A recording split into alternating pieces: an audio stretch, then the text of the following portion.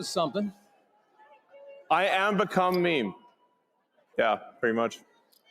I'm living the meme. It's like there's living the dream and there's living the meme, and it's pretty much what's happening, you know. You're like, I think you're bigger. I mean, DOGE started out as a meme. Think about it, and now it's real. Isn't that crazy? It is crazy. But it's cool. Let me ask you this: a year ago, if someone had told you you'd be at CPAC and working with the president to absolutely shred the government, the swamp, whatever you want to call it, would you have ever believed that? No. No? Me neither. But it's cool. This is awesome. And I just want to say, thanks for your support. I mean, you guys are, So, I mean, we're trying to get good things done, but also have a good time doing it.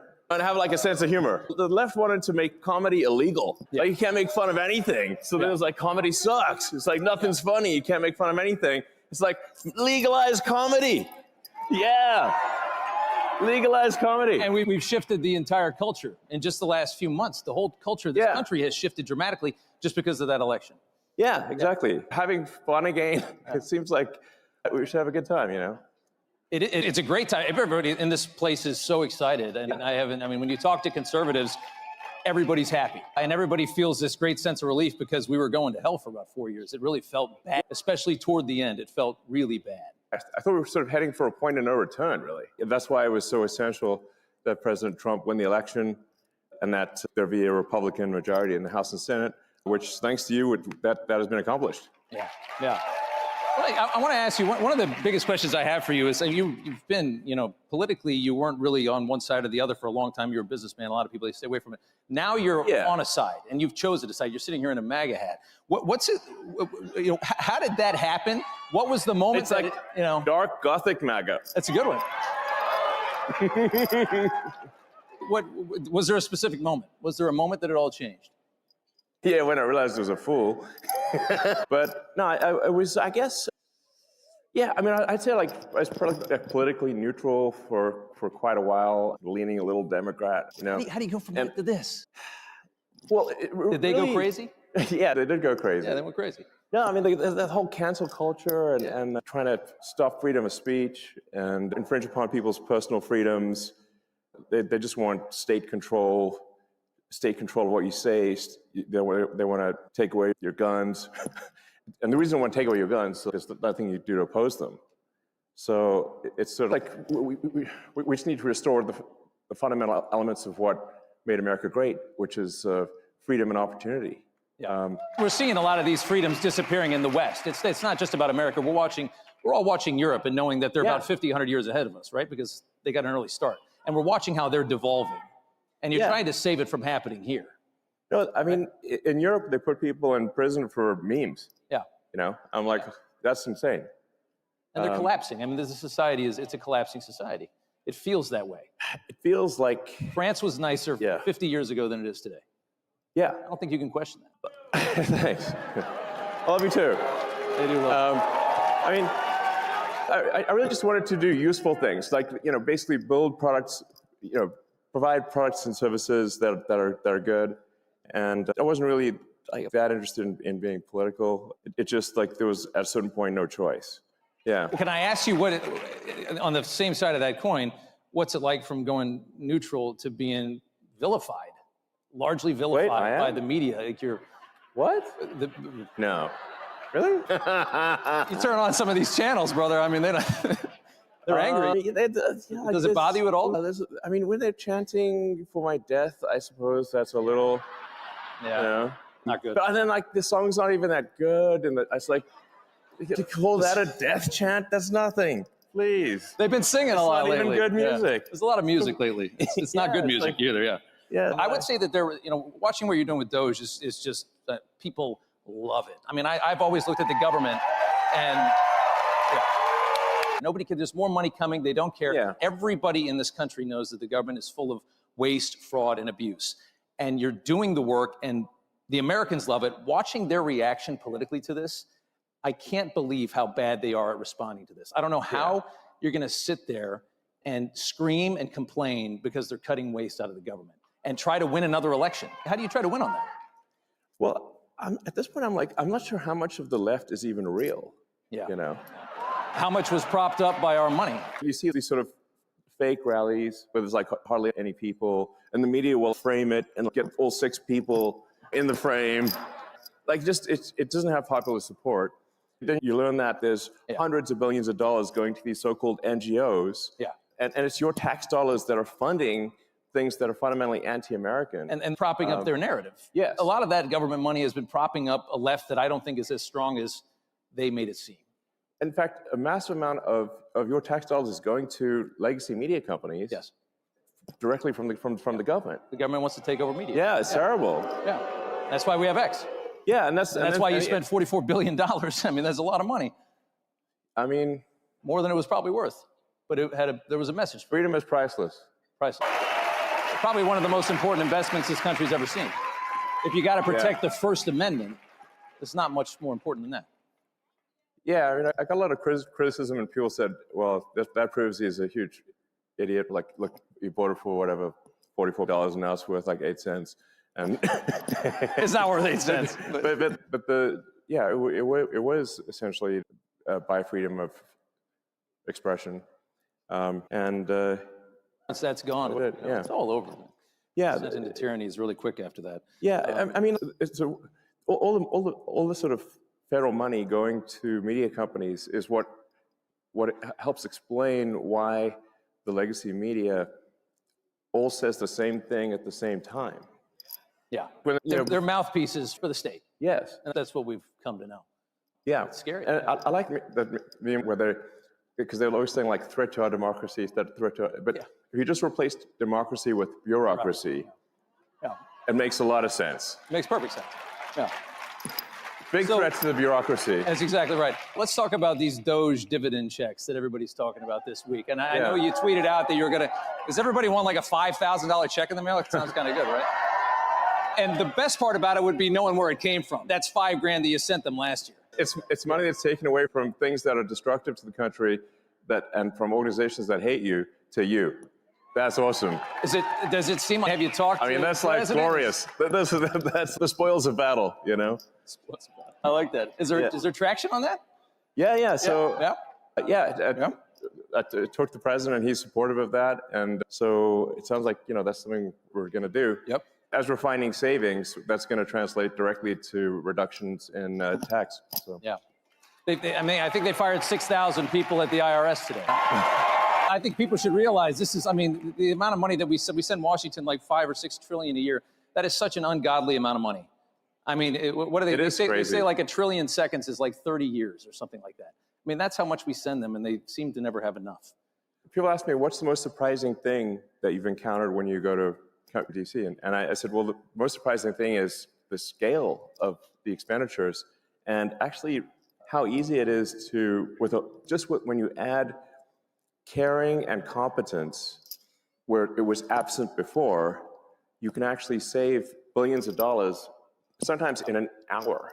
Yeah. Like, it's wild. I mean, the way they're talking about it, you can see they don't care. It's such little money compared to how much they're used to wasting. That's what's really scary.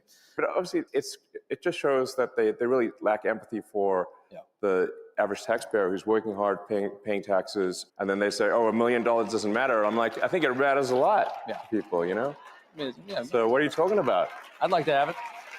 Let me ask you a question. I know the president fairly well. Watched him survive 2 assassination attempts. Had the first one not happened, the second one would have gotten him. It was very, because without those extra guys, they would have never seen that gun poking through the fence at the golf course. I saw the crew that you had. Isn't it like mind-blowing that this has happened? I mean, it just, and what, by the way, why do we still know nothing about that guy in Butler? What's going on? But he's Cash is going to get to the bottom of it. Yeah, there you go. By the way, Woo. Confirmed just a couple hours ago, but I saw that the security detail that you had come in is enormous. Well, it's not that enormous. Maybe it should be bigger. I don't know. I think you could probably afford it. But I mean, how concerned are you about your safety? Dealing, I mean, you are a wanted man. Are you nervous? So, look, I'm open to ideas for improving security. I have to tell you, like, I don't actually have a death wish, I think, but it's not that eeasy. So yeah, I mean, but I have like, I've had even like people like President Bukele from El Salvador who managed to put in prison like, I don't know, 100,000 like murderous thugs. And he was like, he called me, he's like, I'm worried about your security. I'm like, you're worried about my security? I'm like, what? Okay. That's I mean, talk about guts to do that down there. I mean, yeah, totally. And survive. Like, I'm like, how did you put all those thugs in prison without dying? Because it seems like that would have been not easy, Well, there's the president has, one of his top attorneys is now investigating, I guess, Chuck Schumer for threats against SCOTUS. Congressman on the Democrat side, for basically saying we're going to bring a war to you, like a fight to you. I mean, the rhetoric, you guys are screwing with things that are not supposed to be messed with. And we're fighting the Matrix. There's a lot of people that really don't want that to happen. Yeah, we're fighting the Matrix big time here. It has got to be done. Yeah. And are you? It certainly does. What's going on with? Tell us about Fort Knox. There's Kentucky. It's a military base. It's a ton of gold, tons and tons and tons like of gold. 5,000 tons of gold, or 5,000 tons of gold are there in the ground in like this. I mean, it's a very secure thing. I think thing. we all want to see it. I'd love to see it. Like, this is your gold, by the way. It's the public's gold. Do you think it's not there? I don't know. But I think you just want to see it. Yeah, we want to go see it and just make sure, like, somebody did a spray paint some lead or something, Yeah. Like, is this real gold? Fight at the bar, Didn't dent. But I think, honestly, part of this also is just like, let's have some fun and like I said, all this gold at Fort Knox, it's the public's gold. It's your gold. So, like, I think you have like a right to see it. You want to take a tour? Yeah, I think we should have do a tour. And then the president last night was like, I think he's in favor of it. That would be cool. And then it should be like a live tour. Like, you can see what's going on, open the door, like what's behind it. Well, and there's, I think I'd watch that. I mean, what does 5,000 tons of gold look like? What does How it look big like? is that? Is it the size of this? It's got to be pretty big, It's got to be a lot of. Maybe we got some other stuff in there. Are you thinking about auditing the Federal Reserve as well, which is obviously yeah, sure. Regulates our economy. I imagine you think the waste has got to be everywhere.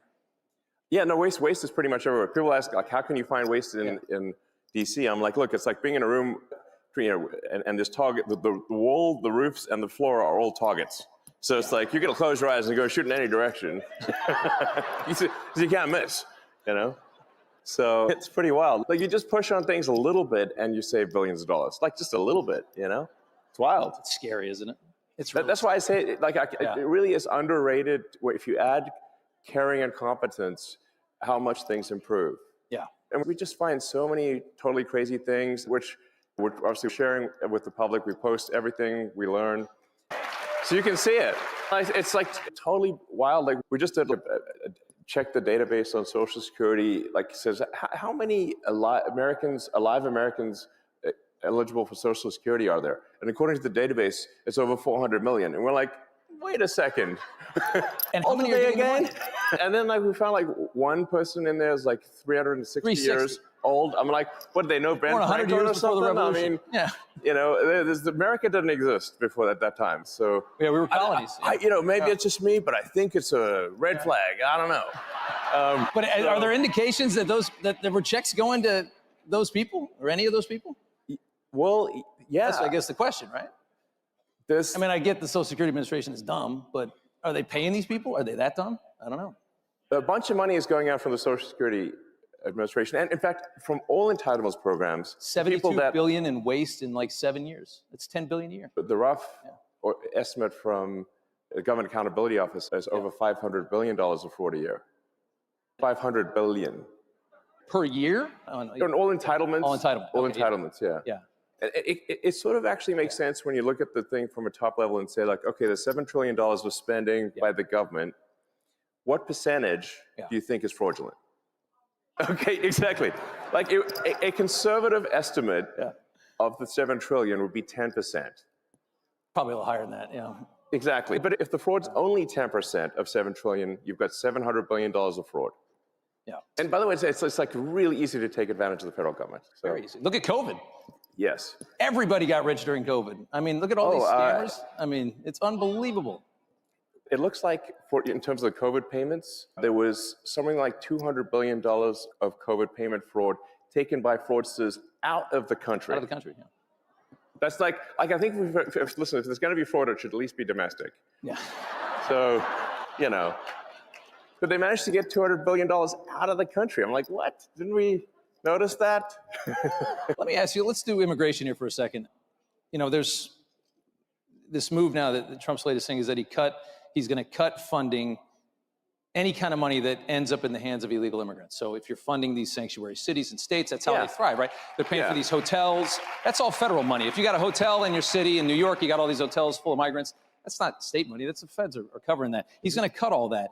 It's really hard to deport 15 million people. And it seems like the move now is, let's make it so that they leave on their own.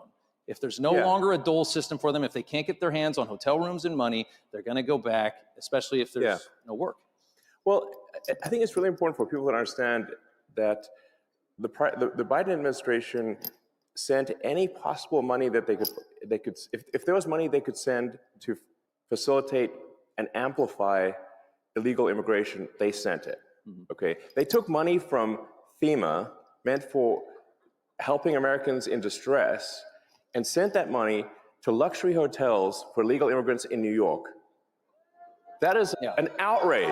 Yeah. They actually did that. Not only that, even after the president signed an executive order saying it has to stop, deep state bureaucrats still pressed send on $80 million last week to go to the Roosevelt Hotel in New York and other places.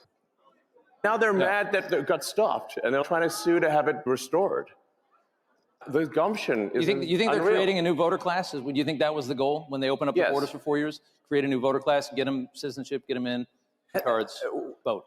A lot of these things, like, you don't actually have to assume some grand conspiracy. You just need to look at basic incentives. Benefits. So if the incentives, fundamentally, if the probability that an illegal is going to vote Democrat at some point, whether it's cheating, but eventually they can become citizens. But if the probability is like 80, 90%, you just look at California, which is supermajority Dem, and then the incentive is to maximize the number of illegals in the country. That is why the Biden administration was pushing to get in as many illegals as possible and spend every dollar possible to get as many, because every one of them is a customer, every one of them is a voter. Yeah. So the whole thing was a giant voter importation scam. Pretty obvious. Very obvious. Yeah. And then moreover, they actually created the CVP1 Border Act thing, where they were, which is like where they would literally fly people in. It's not like like at the point at which people are being flown in at your expense, sending planes, building a wall up, doesn't fly them over the border. Yeah, they're literally flying them in. No other country in the world would do something like this. Nobody is this stupid. Yeah, and then we found that it was like $100 million contract given to some guy in London, actually, oddly enough, for the CVP1 app. So they're flying illegals into the swing states. Yeah. And if you've got a margin of victory of maybe 20,000 people and you fly 200,000 illegals into that state, it's not going to be a swing state for long. Change the numbers eventually. Maybe in 4 or 8 years, you're talking about perpetual power. It's a long game. It's just a matter of time. Yeah. So it might take a year for an asylum seeker or something to get a green card and then 5 years for the citizenship. It's an investment that is guaranteed to pay off. Just a question of when. They all remember who brought them in and who left them here. Exactly. I want to talk about Biden. This is a big deal. Like, I think a lot of people don't quite appreciate that this was an actual, real scam at scale to tilt the scales of democracy in America. It's treasonous. Treason. Yeah. One more Biden question. I remember when they would do the electric car stuff, they would always try to box you out, even though you have the only electric car anybody wants. Yeah. You said, I think this week, that you think that Biden left these astronauts up in space because he didn't want to give you an opportunity to save them, make NASA look bad, make the private sector look better, make you look good. You believe that? Yeah, no, absolutely. So, of course. Why would he want to let you help them come down when you're supporting the president? No, I mean, the Biden administration was attacking me next level. The Department of Justice under the Biden administration was suing SpaceX for not hiring asylum seekers. And we're like, but it's actually illegal for us to hire asylum seekers because rocket technology is covered under ITAR rules, which means it's an advanced weapons technology. And so we can only hire permanent residents or citizens. So we're damned if we do, damned if we don't. And we sort of like, so how can they sue us for not hiring asylum seekers when it's actually illegal for us to do so? But nonetheless, there was a big Department of Justice or injustice case about this against SpaceX. So obviously it was an antagonistic situation. And those astronauts were supposed to be up there for 8 days, and now they're up there for 8 months. Does that make any sense? And we obviously could have brought them back sooner, but they didn't want anyone who supported President Trump to look good, basically.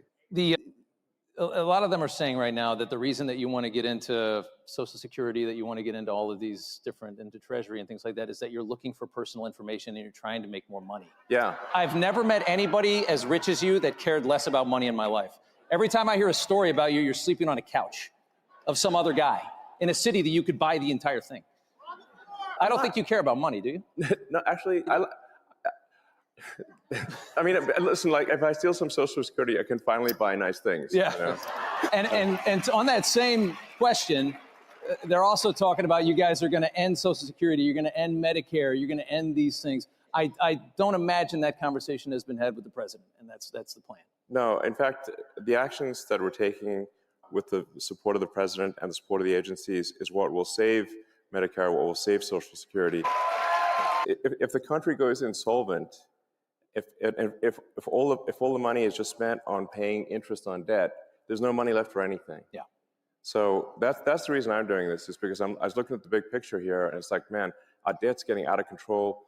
The interest payments, the interest on the national debt now exceeds the entire Defense Department budget. It's $1 trillion a year in Yes. interest. Just to carry the money that we owe is $1 trillion a year. Yes. That is unbelievable. And rising rapidly. So like, I mean, a country is no different from a person. Country overspends, country goes bankrupt. Same as a person who overspends goes bankrupt. So it's not like optional to solve these things. It's essential. So we're going to go bankrupt. Yes, we are. A couple minutes left here. Russia. There's a huge push from this administration. People like sometimes like to end this war. Say like, you know, I'm a bought asset of Putin. Yeah. I'm like, he can't afford me. I think you're worth more than Russia. Think about it. I like that. So you're trying to end a war. Ending a war always means you have to compromise, you have to negotiate with an enemy or an adversary. That's just what it is. And right now, they are lambasting the president for trying a different method to a war that they haven't been able to end for 3 years. Yeah. They're saying Trump's blaming Zelensky for the invasion. How do you process all of the negativity toward him for trying to end this war? Well, first of all, I think we should have empathy for the people dying at the front lines. That's the most important thing. And people have been dying, you know, it's like, how many more years is this supposed to go on? Yeah. And imagine if that was your son, your father, what are they dying for? Yeah. What exactly are they dying for? That line the line of engagement has barely moved for 2 years. Yeah. There's a whole bunch of people dead in trenches for what? And I'll tell you what for what. It's like for the biggest graft machine that I've ever seen in my life. That's for what. It's unreal. The amount of money that is being taken in graft and bribery is disgusting. And so what's actually happening is that those poor guys are getting sent into a meat grinder for money. That's what's actually going on. Yeah. And it needs to stop. And it seems, Trump is so pragmatic on this. He's just looking at it and he's saying, it's Ukraine, it's not our country, it's not a NATO ally. I just want to see people not dying. I want to see on both sides. Think about how so many young men have died in Ukraine that the army is starting to age out. The military is aging out. You got 40 and 50-year-old guys fighting in a war because there's nobody left that's not killed or maimed in their 20s. If you're a humanitarian at all, you just got to end the war. No matter what, just get it over with. Yes, people, they need to stop dying, and the grift machine's got to stop, you know. So, and I think people a lot of people out there don't realize, like, the president has a lot of empathy. He really cares, you know. He's a good man. So, I got one more for you. I've been fascinated by you for a very long time. Thanks. I've never seen anybody that can, do so many things at the same time. You've got the rockets, you got the cars. I've always wanted to ask you, what is it like inside your mind? Like, is it just 1,000 miles an hour? I mean, are you? Yeah. Is it just not? I mean, does it ever stop? Do you sleep? How much do you sleep? What's? Paint us a picture of inside of the mind of a genius. Like, how do you do all this? Can you answer that question? It's not an easy question. Yeah. I mean, my mind is a storm. Yeah. So it's a storm. But I mean, let me maybe tell you something. Like, you didn't ask the question, but I think it's worth kind of nonetheless maybe just elaborating on something, which is, you know, I grew up in South Africa, but my morality was informed by America. I read comic books, you know, played Dungeons and Dragons, and I watched American TV shows, and it seemed like America cared about being the good guys, you know, about doing the right thing, and that's actually pretty unusual, by the way. Yeah. It's like In the world, it's very unusual. Yeah, it's not like actually. Most countries don't do that. No, they don't. And so I was like, yeah, you know, you want to be this good. You want to be on the side of good. You want to care about what's right, and yeah. So that's yeah what I believe in. You know. So I gave you a tough one at the end. Yeah. So yeah. That's great. That's great. Elon Musk. All right. Thank you. Thank you so much.